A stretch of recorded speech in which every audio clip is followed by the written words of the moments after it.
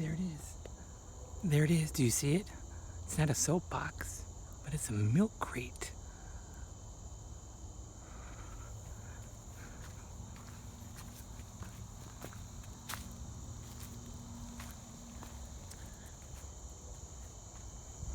This will be our story challenge for the day. So let's step on up. Step on up.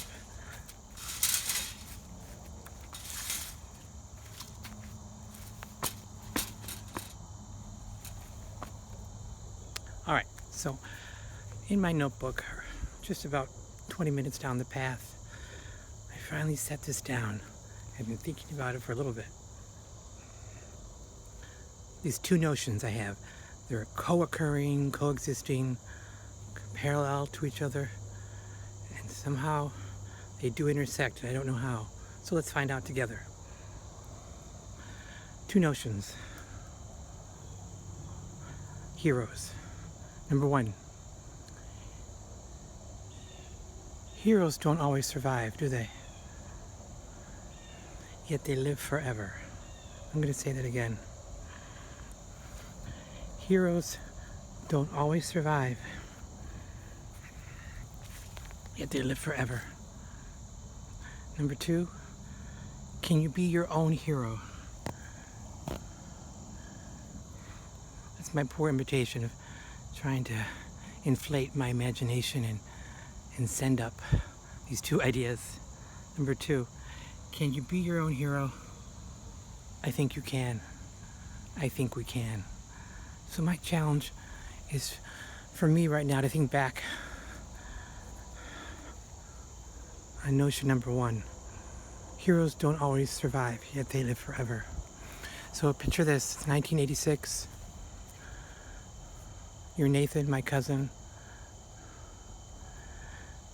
You're 10 years old and you're sleeping and you hear crying and you wake up and you smell smoke and you quickly go into action, and he hears his sisters crying for help and he goes to their room next door, and one by one he says he's going to take them down and out of the house. So he picks up Margaret, his little sister, Maggie, and she's 5, and picks her up, carries her out of the house and puts her on the front grass. By this time, the fire engines, you can hear them in the distance. People are saying, screaming, "Hey, Nathan," some of them know him, some of them don't go back in. And he goes back in. And he goes back in the house. At this point, both floors just billowing with smoke. And he finds Andrea and Samantha. And they don't make it out. And the ambulance comes and takes Margaret to the hospital, to Children's Hospital. And later that day, she dies at 1 o'clock in the afternoon on a beautiful sunny August 25th. So, this notion of heroes, I know that isn't what my cousin Nathan was thinking. Let me do this heroic thing. This is the impulse that we have as humans to, it's just when you're born in love, when you're born human, you're born in love, from love. And that's where you'll always come from. That's your place. And he sprung into action. And I know he thought he saved Margaret, so maybe he did. Because he didn't know. So I got one of my sisters, I have to get the other two. So there they are, all 4 caskets lined up at the altar at St. Anne's Church in the Mexican neighborhood of Detroit. And one by one, you stop at each casket. Nathan's is open, and Andrea with the 2 girls, because of all the smoke that they endured, they decided to close their caskets. So when I went up to Nathan's, I looked at him and I just saw this beautiful, beautiful boy. who I could just see his face when he gathered up Margaret and carried her down those steps. Couldn't see. Made it through to the first floor and out the porch steps and laid her on the grass and said, Margaret, I'll be back. I'm going to go get my sisters, our sisters. So sometimes I think heroes, the reason you're a hero is because something's happened and you've changed someone's day and world for the better. And so we remember you for that. But do all heroes survive? No. But they live forever.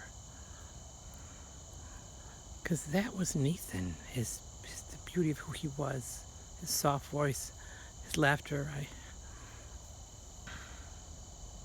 this kind heart, if you knew him and heard him and saw his beautiful brown eyes.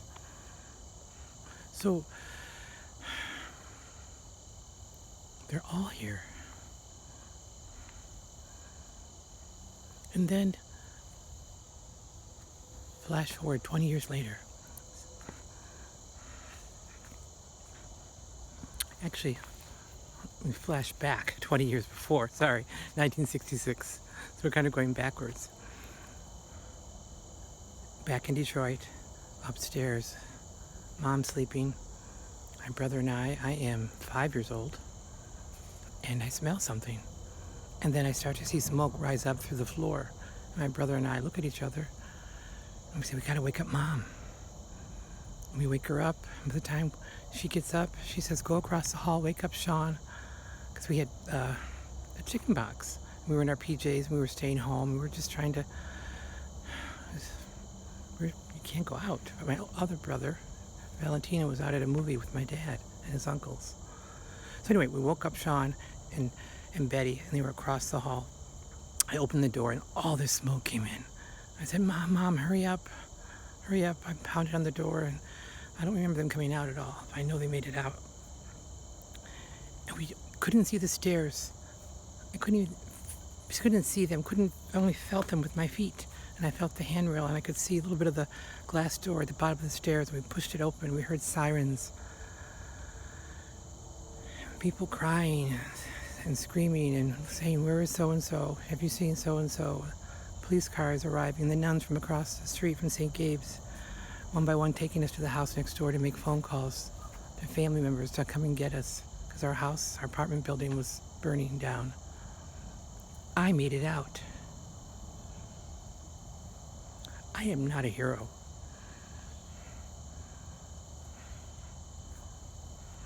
I was 5. Margaret was 5.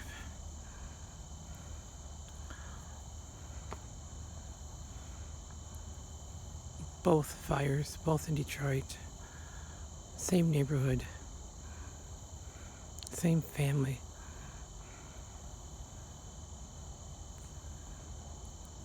My mother was home. She was sleeping. We were able to wake her up, and we escaped together. My cousins. There wasn't an adult home. Their mom was working, my stepmom. And my dad, who was their stepdad, wasn't there either. So this heroes number 1, notion number 1.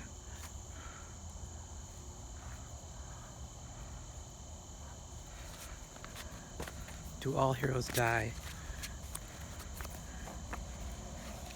How did I say it? Heroes don't always survive, yet they live forever. With the second one, can you be your own hero? I think you can.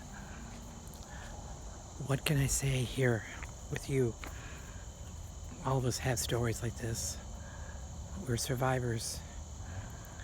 It's not that I'm a reluctant survivor. I'm grateful. But it's an amazing gift.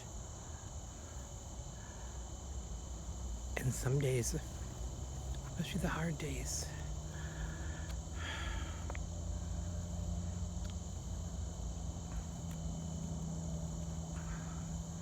I don't understand it. It's not just grieving. Like I lived the same experience but survived it. Came out a different way. And they came, so what am I saying? Heroes. I don't want to take that away from Nathan. What it must have been to see a young child, a 10-year-old, come out of a house with his little sister in his arms and then go back in to get his other sisters. I didn't have to go back in. We got out. So I guess when you have a shared experience, my connection is, I smell the smoke still in I can smell it. It's something that gets in your bones, that you feel. So heroes, there are all kinds of sheroes, heroes, heroines. And Nathan and his lovely sisters, Samantha, Andrea, and Margaret. It was the whole family taken that night, in one night.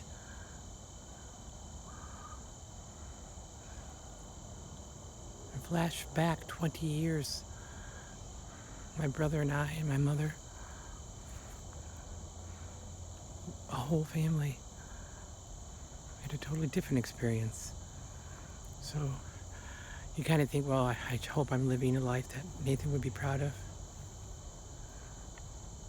I just...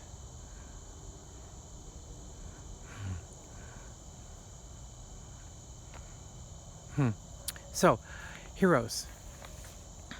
You may have done something heroic, witnessed something heroic, felt heroic, or just this idea of, wow, well, Nathan, you are not forgotten, nor your sisters. And those critical moments of quick thinking and movement and hope and love. And my quick movements, my brother, waking up my mother, we made it out in time. The entire apartment complex up in flames. We got out. So that's... Nobody was hurt. So what I like, this is kind of a, I'm coming toward the end, sorry it's so long. The thread that might connect these two stories, besides the idea of feeling heroic, doing something heroic, witnessing some large moment in your life, encompassing.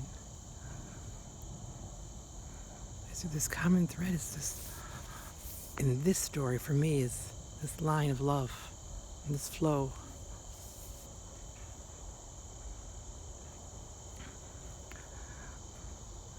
That is Nathan. Because if you met him, you would see me, and my face, and his eyes, my mouth, his mouth, the Mauricio mouth, his sisters. We're connected, we're blood. So I live not for him, but as part of him, and him a part of me. So those of you who've lost a child, I don't know how you manage. I just don't. It doesn't matter if you've lost your baby, a pregnancy loss, a young child, an adult child. It's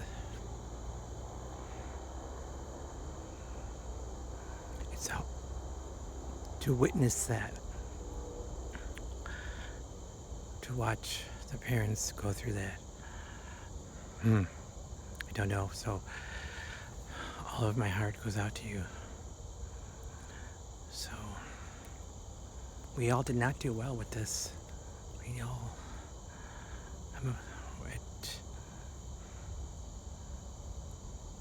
people imploded emotionally, departed, left, went, and I'm doing my best to be loving Mauricio. Sounds so dorky. But Nathan, I love you. Still. And I love you, Margaret, Samantha, Sam, and Andrea, Chucky.